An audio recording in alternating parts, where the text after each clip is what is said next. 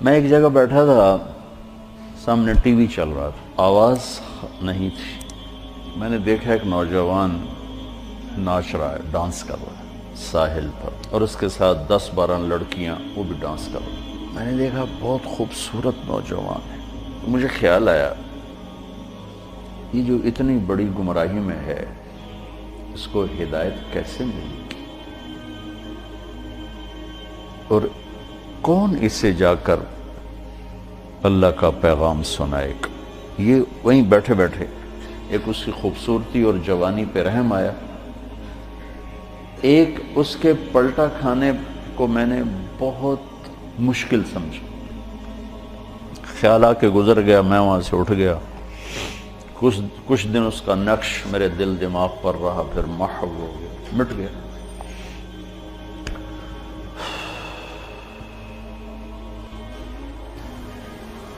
کراچی کا اجتماع تھا ستمبر میں،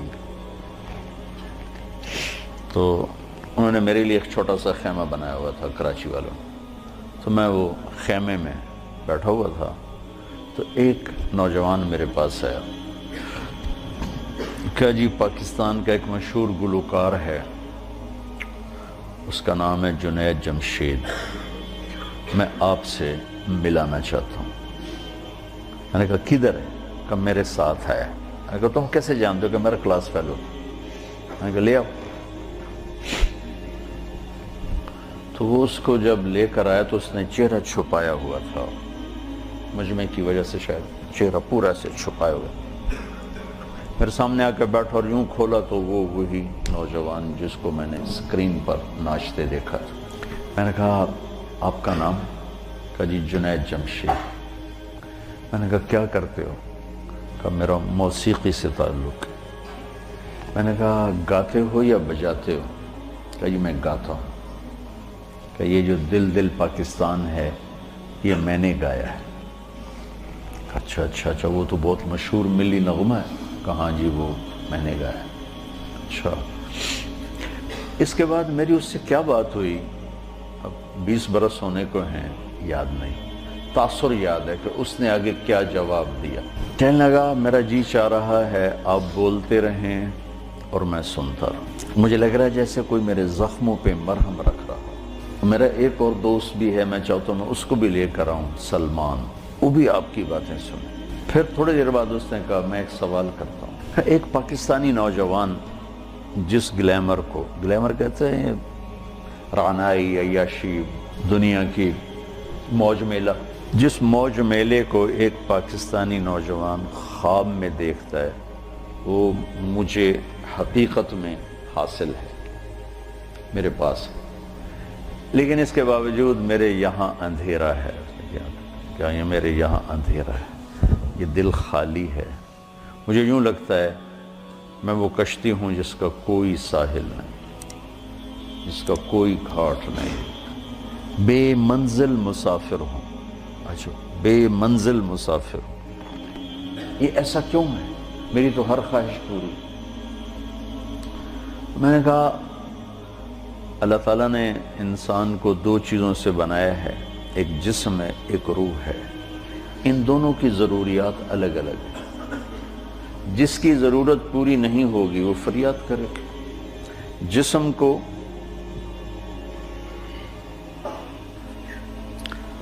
روٹی چاہیے، پانی چاہیے، ضروریات زندگی چاہیے، ان میں سے جو چیز بھی اس کو نہیں ملے گی وہ فریاد کرے۔ روح نہ عورت کو جانتی ہے، نہ روٹی کو جانتی ہے، نہ پانی کو جانتی ہے، نہ موسیقی کو جانتی ہے۔ روح ایک اللہ کا امر ہے جو صرف اللہ کو جانتا ہے، اسے اللہ چاہیے، اسے اللہ کا رسول چاہیے۔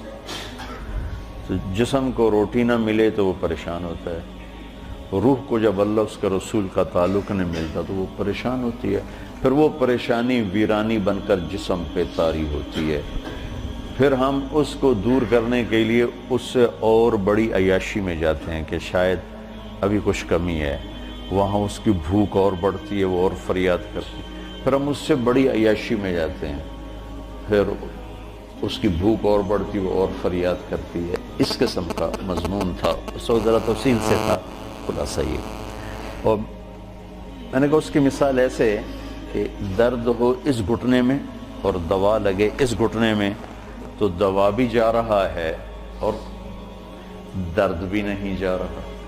دوا لگ رہا ہے درد نہیں جا رہا. کیوں؟ جہاں درد ہے وہاں دوا نہیں، جہاں دوا لگ رہا ہے وہاں درد کوئی نہیں، تو آرام کیسے آئے گا؟ تو یہ بے چینی کرب یہ تو روح میں ہے اور ہم اسے دور کرنا چاہتے ہیں. جسم کی ضرور موسیقی، کھانا پینا، 5 اسٹار ہوٹل، گلیمر، موج میلہ، پروٹوکول، یہ تو سب جسم کی چیزیں. روح کو ان سے کیا سروکار؟ لیکن جس دن اسے غذا ملے گی ایک دم منزل بھی ملے گی، راستہ بھی نظر آئے گا، ساحل بھی نظر آئے گا، گھاٹ بھی نظر آئے گا اور منزل مقصود کا بھی پتہ چل جائے گا. تو یہ ہماری پہلی ملاقات تھی اور میں نے غالباً کہا کہ آپ کچھ تبلیغ میں جانا شروع کریں، 3 دن لگانا شروع کریں. کہنے لگا میں کیسے لگاؤں، میں تو گاتا ہوں، ناچتا ہوں، ڈانس کرتا ہوں، تبلیغ کس منہ سے کروں؟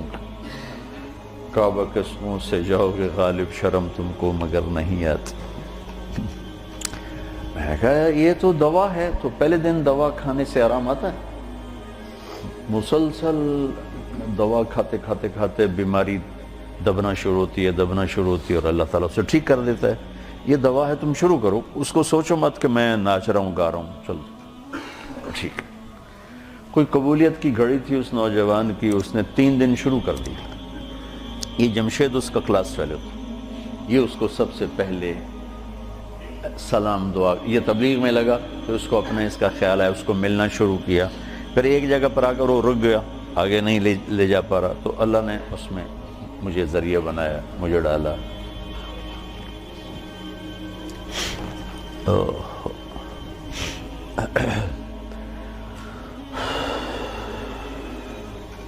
نومبر 1997 میں 4 مہینے کے لیے میری تشکیل ہوگی امریکہ. مستورات کی جماعت، میں اور اہلیہ اور لاہور کی جماعت تھی. میں لاس اینجلس میں تھا تو میں نے اسے فون کیا. تو اس زمانے میں یہ CLI پر نمبر نہیں آتا تھا، تو اور یہ اتنے موبائل فون یہاں اتنے تھے بھی نہیں، دوسرے فون تھے. تو میں نے اس کا فون نمبر لے لیا تھا. تو میں نے اسے لاس اینجلس سے فون کیا. کہنے لگا آپ کہاں سے بول رہے ہیں؟ میں نے کہا میں امریکہ میں ہوں، لاس اینجلس میں. کہنے لگا نہیں، میں نے کہا وہیں سے ہوں. کہا قسم اٹھائیں، قسم اٹھائیں. میں نے کہا چھوٹی سی بات پہ کیسے قسم اٹھاؤں؟ کہا نہیں یہ بہت بڑی بات ہے. میں نے کہا کیوں؟ اور میں ساری دنیا پھرتا ہوں، کبھی اپنی بیوی کو فون نہیں کیا، اب مجھے فون کیسے کر رہے ہیں؟ میں نے کہا یار تم سے محبت ہو گئی تھی اس لیے فون کر رہا ہوں. بس اس ایک فون نے نا اس کے دل میں میری محبت ڈالی. میں جب یہ حج پہ جاتا ہوں میرا 60-70 ہزار روپیہ صرف فون کا بل ہوتا ہے. 3000 تقریباً ریال میرا ہر سفر میں 15-20 دن میں میرا فون کا ہوتا ہے کہ میں ایسے ہی فون کرتا رہتا ہوں. وہاں کا فون وہ ہزاروں بیانوں سے بڑھ کر ہوتا ہے. بیان تو چھوٹی سی چیز ہے. مولانا صاحب رحمۃ اللہ علیہ فرمایا کرتے تھے کہ تبلیغ میں بیان کا اتنا ہی حصہ ہے جتنا جسم میں زبان کا. 6 فٹ کے جسم میں 5 فٹ 10 انچ 8 انچ کے جسم میں 2 انچ کی زبان ہے. اتنا ہی تبلیغ میں زبان کا حصہ ہے، بول کا، بیان کا. باقی لوگوں کو دل لینے کے لیے پتہ نہیں کیا کیا جتن ہے. تو اس پر اتنا اثر ہوا اس بات کا کہ انہوں نے مجھے امریکہ سے فون کیا.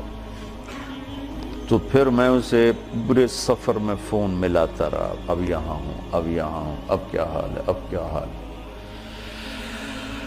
تو اللہ نے اس کے دل میں میری محبت ڈال دی. پھر وہ چلے کے لیے نکلا. پہلے اس نے چلے لگا، 3 چلے نے چلے لگا. رائمنڈ آیا، ملا، میں نے بڑا پروٹوکول دیا، بہت پیار محبت، ہنسا کھیڑا. تو کرتے کرتے کرتے کرتے اس نے 3 چلے لگا، 3 چلے کے لیے نکل پڑا. یہ غالباً 2001 یا 2 اس کا مجھے پورا یاد نہیں ہے. تو اس وقت یہ 3 چلے کے لیے نکلا. تو اس نے مجھے بالا کوٹ سے فون کیا کہ مولانا میں اس وقت بالا کوٹ کی ایک پرانی مسجد ہے، اس میں ہماری جماعت ہے، باہر فرش ٹوٹا ہوا ہے، اس پر ایک پھٹی ہوئی چٹائی ہے، اس پر میں لیٹا ہوا آپ کو فون کر رہا ہوں، اور جس سکون چین کو میں 5 اسٹار ہوٹلوں میں ڈھونڈتا تھا وہ مجھے یہاں اس ٹوٹی ہوئی مسجد اور پھٹی ہوئی چٹائی پہ مل چکا ہے۔ مجھے یوں لگ رہا ہے میں ہوا میں اڑ جاؤں گا، بعین ہی اس کے یہ الفاظ تھے۔ تو میں نے کیا جواب دیا یاد نہیں، لیکن غالباً میں نے یہی کہا کہ اب روح تک اس کی غذا پہنچ گئی تو موج ہو گئی۔ یہ اس نوجوان کا ابتدائی سفر تھا۔